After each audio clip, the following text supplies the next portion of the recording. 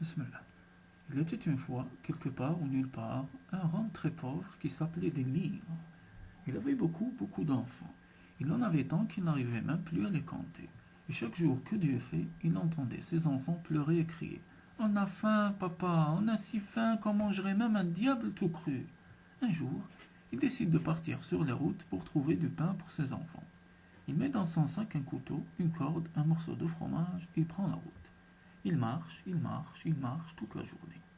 Il se trouve au milieu d'une épaisse forêt lorsque la nuit tombe.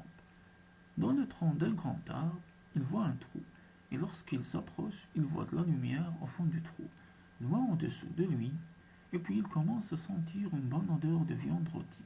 Il voit une sorte d'escalier qui descend dans la terre, sous l'arbre. Il prend son courage à deux mains et descend l'escalier.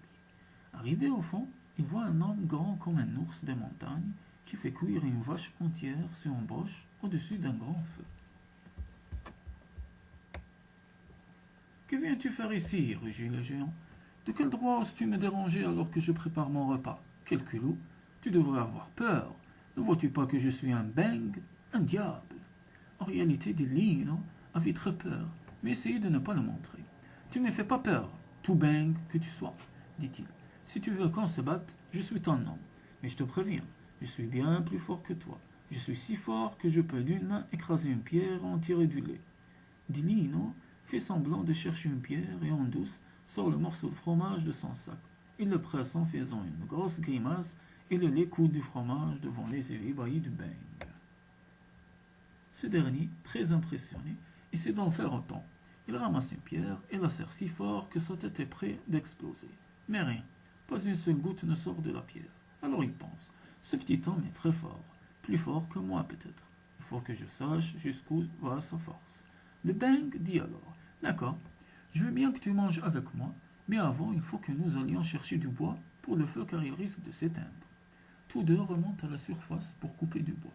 Delino sort de son sac la corde qu'il avait emportée. Il l'enroule autour du tronc d'un grand arbre, puis autour d'un deuxième arbre, puis d'un troisième. Quand le beng lui demande ce qu'il fait, Delino répond. Tu le vois bien, plutôt que de remonter plusieurs fois chercher du bois pour le feu, je préfère emporter avec moi toute la forêt d'un coup. C'est pourtant simple à comprendre. Un seul arbre suffira, dit le beng. Laisse-moi faire. Le diable arrache un arbre, le met sur son épaule et l'emporte dans la grotte. Mais au moment de se mettre à table, le diable dit qu'il faut aussi aller chercher de l'eau, car ils n'ont rien à boire. Le beng prend deux grands tonneaux et tous deux remontent à la surface pour puiser de l'eau. Ils arrivent près d'un étang.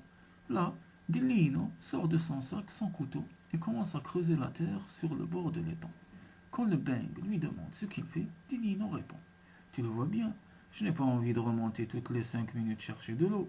J'aime mieux emporter tout l'étang d'un coup. Ainsi nous serons tranquilles. Je crois que 2 tonneaux d'eau suffiront, dit le diable, qui a de plus en plus peur de cet homme et de sa force surnaturelle. De retour dans la grotte, tous deux se mettent à table et mangent de la bonne viande de vache bien rôtie.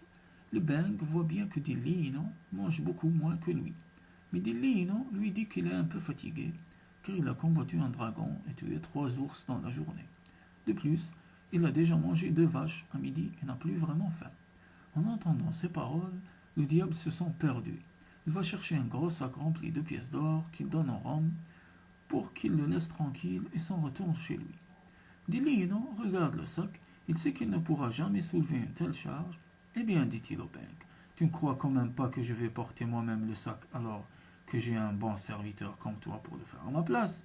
Allons, prends ce sac sur ton dos avec moi par-dessus et emmène-moi jusque chez moi. Sinon, j'écrase ta tête avec mon poing. Terrifié, le beng jette le sac sur son dos et Delino saute par-dessus. Après quelques heures de marche, ils arrivent près de la maison du homme. De loin, des dizaines d'enfants de Delino voient leur père arriver. Ils courent vers lui en criant On a faim, papa, on a si faim qu'on mangerait même un diable tout cru. En entendant cela, notre pauvre diable, à moitié mort de peur, lâche le sac avec Delino, qui se retrouve sur ses fesses. Il prend ses jambes à son cou. Et je crois qu'il court encore s'il n'est pas mort.